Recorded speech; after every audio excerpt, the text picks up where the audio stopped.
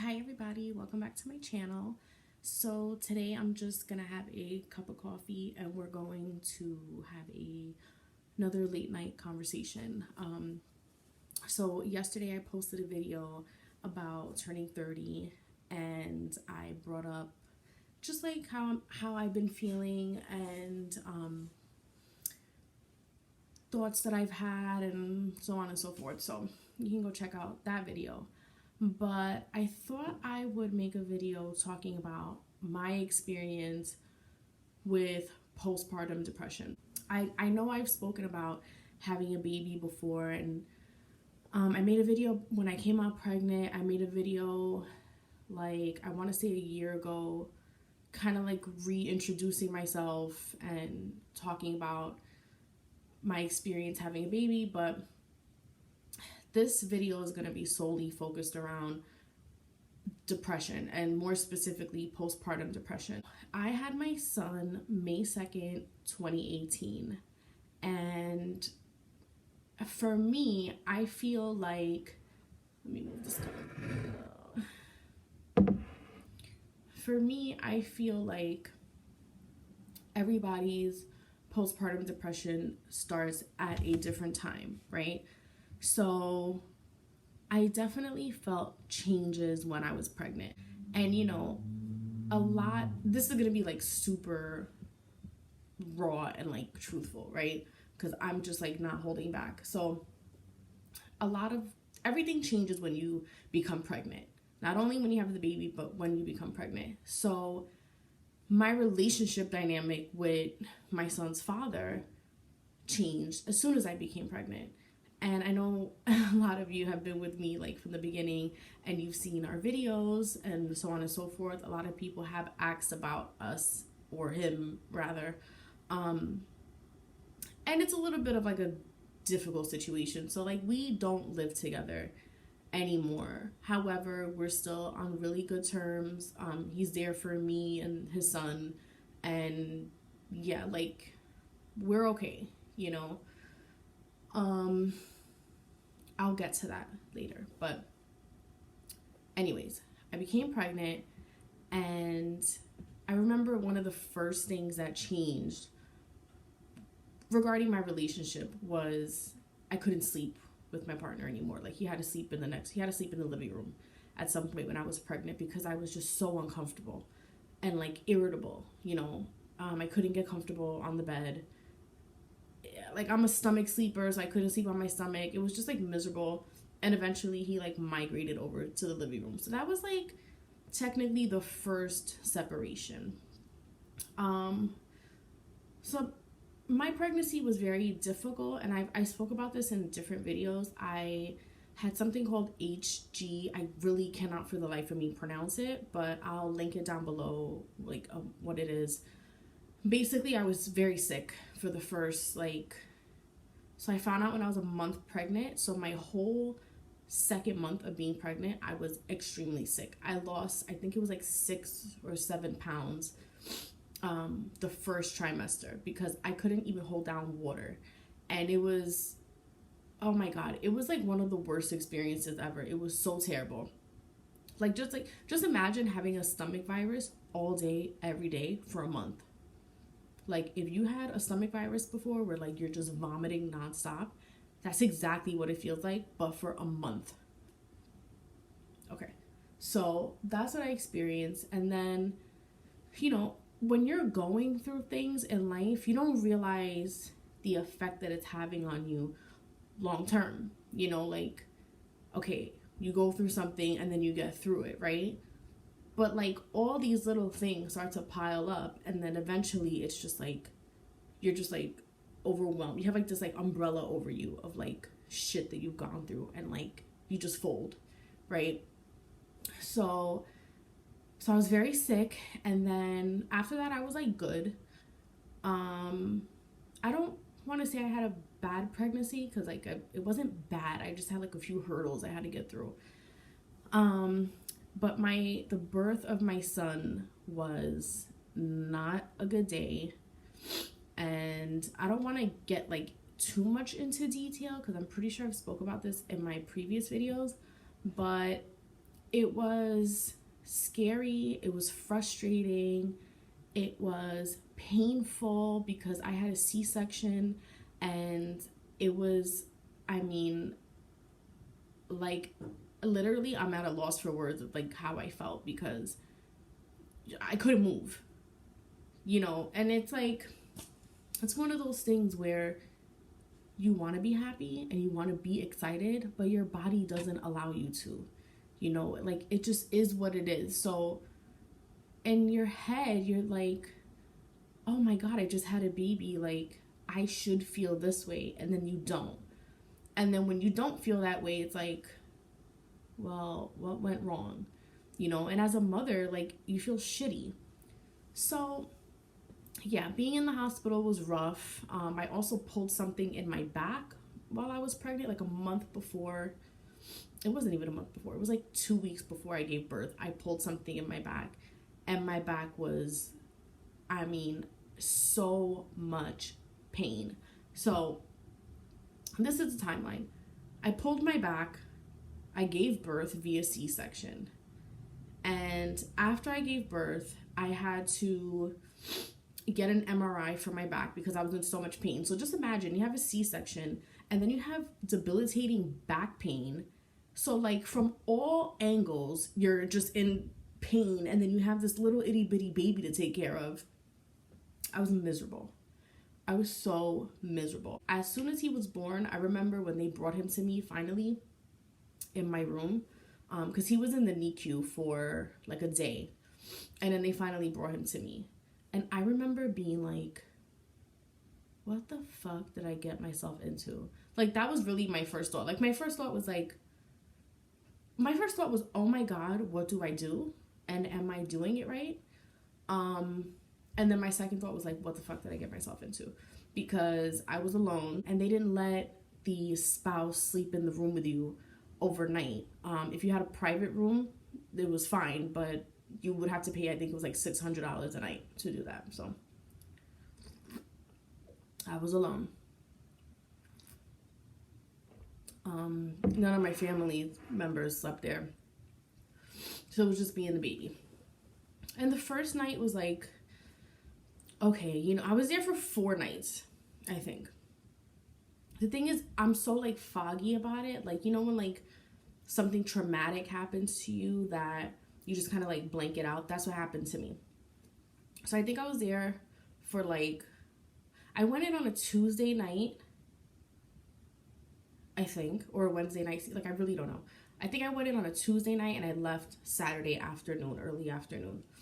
So whatever, like by the second night, shit got real with the baby. And I was like, oh my God, I can't handle this. Like, it's a lot when you have a baby, especially if you've never been around babies before. Like, and I don't mean like, oh, your niece, she's cute, you know what I mean? Like, I'm talking about like being with a newborn, waking up with a newborn. My son woke up to eat every hour, 45 minutes when he was born. And that lasted probably like the first 2 months. I didn't start getting a good night's sleep until now. And my son is 2.5 years old. So to me, that's like one of the biggest things, and like one of the biggest factors in causing depression is the sleep deprivation. It's too much. It's way too much. And if you love to sleep like I do, it's like fucking devastating. So, okay, so I had my son. Then I had to go through a cone biopsy because, after you have your baby, they do a pap smear. I think it's like a week later or 2 weeks later. Mine came back highly abnormal. I had to go through a cone biopsy where they put you to sleep. For that, I was shitting bricks. I was so fucking scared. So you have all these like different things that happen. A little bit of a rough pregnancy, a miserable labor and birth. You're in tons of pain. You can't do things that you used to do. Like, something as small as showering is not easy anymore. And for me, part of the reason why I was so depressed was because I didn't have enough support from my spouse. That's just what it is. I'm not even gonna lie. he was very uninvolved, and we lived together, but it was like I was doing everything by myself. So my mom lives very close to me. She lives upstairs in a different apartment. And, you know, she would come down throughout the day and she would help out. But it's just not the same as when your spouse is helping you. And, you know, I understand that, like, I was working at the time. So I took off, I think it was 2.5 months right after I gave birth. And then I went back to work. So it's not like I was a stay-at-home mom when I had my kid. So I get it. Like, your spouse is working and it's a laborious job or whatever, but being a mother is too. And he just wasn't doing what I needed him to do. And I found that from being in mom groups and reading everything I could possibly read on the internet, it's so common for this to happen. And having a baby is one of those things that you just really don't know what kind of parent the other person is going to be until you, like, have a baby with them. You know, that's just the reality of it. And I'm not saying he is a bad dad, because he's not. It's just he wasn't helping me enough. He wasn't relieving me. So I'm running on no sleep. I barely have time for a shower. And if I do, I'm rushed, because that's just what it was. Oh, yeah, hurry up. Like, what new mom wants to be told hurry up when they're trying to just, like, take some time to wash their fucking ass, you know? My body was just depleted after I had my son. Completely changed, completely, like, demolished.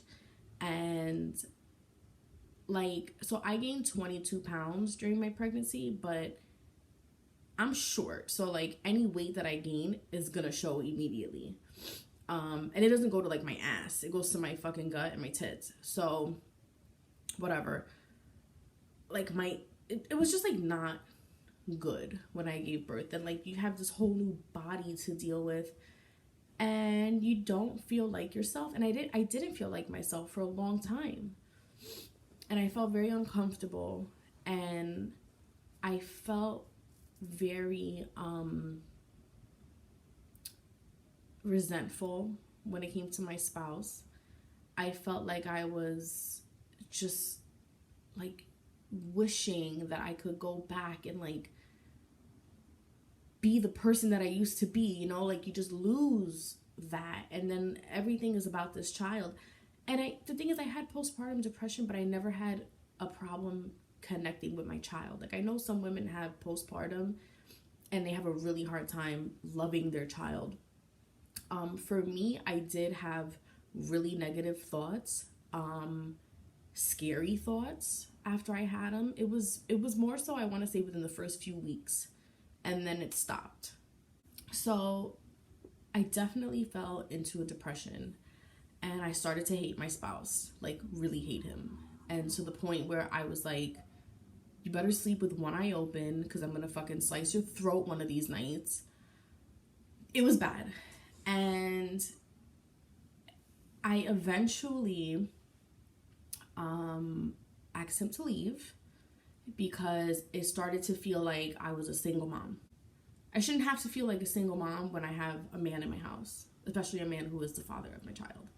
So every night when my son is waking up for his bottles and I'm going in the kitchen to make a bottle, I'm angry and I'm, like, filled with this fucking, like, rage. And I'm looking at him sleep on the couch, and I'm like, you motherfucker. Like, I wanted to kill him. I really wanted to kill him. And it got to the point where I'm like, I cannot be a mother to my child while I'm hating you. I cannot do both, because they're taking up too much energy. Hating you is taking up energy, and being a good mother is taking up energy. I can't do both. So it was a long road, and he didn't leave right away. He definitely put up a fight, but eventually he moved out, and that was very hard to deal with, only because it wasn't so much a breakup. It was just like, you gotta go. It's weird. Like, I can't explain it. And I love him. I still love him. He loves me too. We love each other. We'll always love each other. But that needed to happen for me to get better. And I wasn't instantly better. That's the thing. Like, it took a while to feel okay. And it's still like taking time, because I don't think anybody's ever fully there, but just the way that like life was thrown at me after I had a kid caused me to be extremely, extremely depressed. And it took a while. I remember I wouldn't watch anything. It was weird. Like, I wouldn't watch TV. I wouldn't watch YouTube anymore on my phone. And the first thing that I watched at some point, I remember, was Friends. And it made me like so happy to watch it, because it was one of my favorite shows. And it was like, I felt normal again watching it. Like, it sounds stupid, but I just remember watching it and feeling better. So that's, I actually watch that show every day, even now. After I had my son, I was so obsessive to the point that, like, you know when they say, like, when your baby sleeps, you sleep? Well, I never slept, ever. And I was so obsessed with everything that I would stay up and Google everything.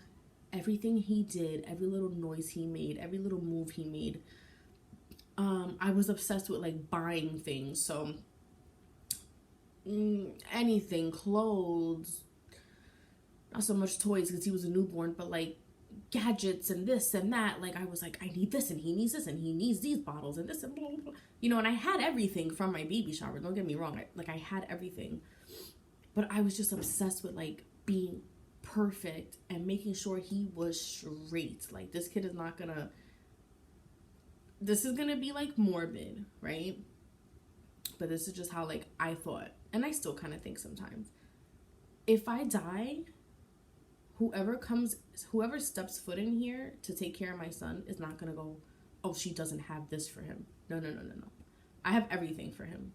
You understand? Like, that's my thought process. That obsession and that like non-stop worry, because it, first of all, the sleep deprivation and the worrying are the biggest things that consumed me. I worried about him every second of every day. Like, and I did not want to be away from him. I'm just going to go ahead and say it. Like, sometimes I didn't even want to shower because I didn't want to leave him with anybody. I just wanted him next to me. But it drains you, and I was so drained. Like, it really, like, took the life out of me. But for me, I didn't start taking care of myself, I want to say, until he was about a year old. It took a whole year to start doing things for myself. So, I mean, I always like got my nails done or whatever, but that's just like normal stuff for me. But I started to like put on makeup here and there, or, you know, little things like that. And then once he turned 2,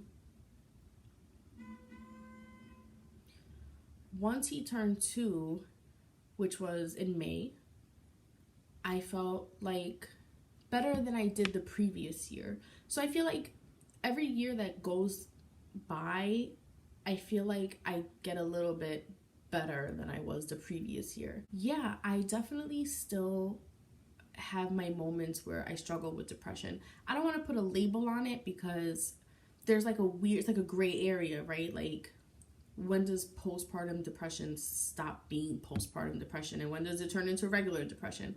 So I don't want to put a label on it. As far as being a single mother living alone with my son, I want to say that was like one of the best things that could have happened to us, because I got more control over the situation, and I didn't have any like distractions. You know what I mean? Like, for me, again, everybody's different. Like, when my son was born, everything was about him, and I didn't want other things distracting like our life. It's just like a distraction in the sense that, you know, either you're like annoyed with your spouse or you're arguing or whatever it is. Like, I couldn't have that anymore, and I didn't want to raise my son in that type of environment. So I felt like I needed to do that sooner or later,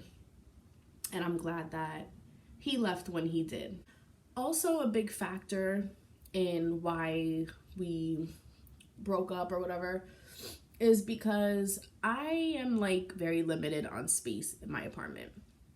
I have a 1-bedroom apartment, and it's not small, at least I don't think, but I felt very restricted, and being able to like take control of my apartment, move the way I wanted to move, be in my living room by myself while my son sleeps in the room. You know, that's like, it sounds small, but these are changes that when they happen, I felt better. You know, it's like, okay, now I don't feel restricted to the bedroom. You know, now I don't feel like I have to walk on eggshells in the bedroom because I can't come in here because I'm going to see somebody else's face, you know? So part of the reasons I'm not like solely blaming him for why we broke up. Nobody's perfect, you know. I'm not perfect. I like to think I'm perfect, but I'm not.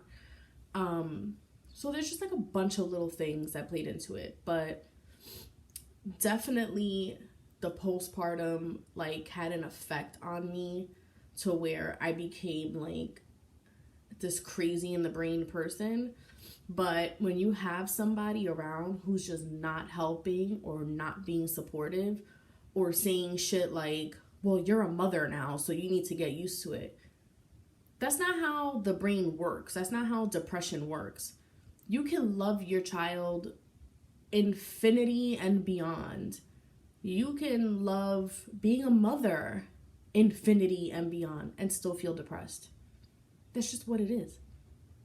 So I don't know if it's that men just don't know how to handle it. I don't know what it is, but I was not there for it. And after a year, I was like, you gotta go.